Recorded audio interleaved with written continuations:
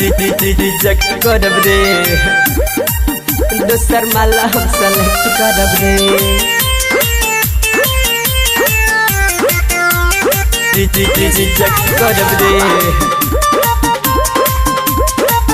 दोसर माला हम सेलेक्ट करब रे कही अहले कजहली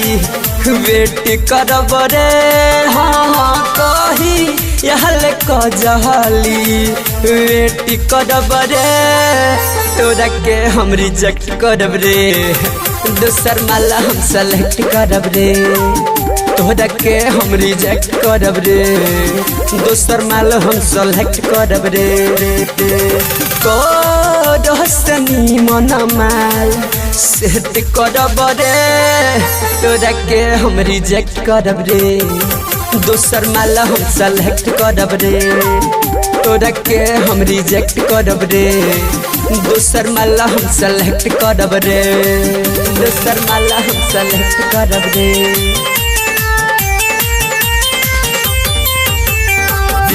रिजेक्ट करब रे दोसर माला हम सेलेक्ट करब रे लाला चाहवेले नाची खावेले हमके पीछे घुमावेले ऊपर रहनिया निक न लागे जब मांग तो लगे डांटे रिजेक्ट करब रे लाला चाहवेले नाची खावेले हमके पीछे घुमावेले ऊपर रहनिया निक न लागे जब महंगी तो लगे डांटे दिलवा से फोटो डिलीट करब रे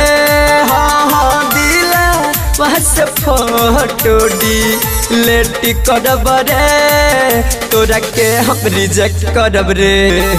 दोसर माल हम सेलेक्ट करब रे तोरा के हम रिजेक्ट करब रे दोसर माल हम सेलेक्ट करब रे रिजेक्ट करब रे दोसर माल हम सेलेक्ट करब रे रिजेक्ट करब रे दोसर माल हम सेलेक्ट करब रे तोरा गलिया भइल बाला लरे लागे दोसर कवन खाला रे झूठ के हमारा से कइले प्यार रे खर्चा कइला भइल बेकार रे रिजेक्ट करब रे तोरा गलिया भइल बाला लरे लागे दोसर कवन खाला रे झूठो के कइले हमरा से प्यार रे खर्चा कइला भइल बेकार रे नीति निराला संदीप केस करब रे हाँ नीति निराला हर्षी